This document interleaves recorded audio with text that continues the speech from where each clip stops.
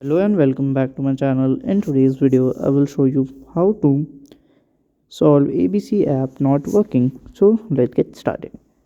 So here we can see ABC app. So if it's not work, then you have to follow these steps.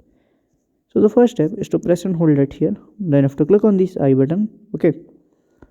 And then you have to scroll down, click on the storage, and you have to clear the data. Okay, just delete it. And then it should work. If it's not work, then you have to check for update. So then you have to go to the Google search button, or you can directly go to the Play Store. If you are a user of Apple, you can directly go to the Apple Store.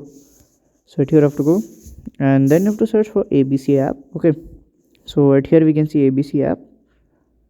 So here we can update it and use it. And if it's not work, then here you can reinstall it. So you can directly click on here, click on the install button, click on OK. Then you have to install it again, and you can use. So by this way you can just do it. So if you find this video helpful, make sure to like, subscribe and share the video. Thank you for watching.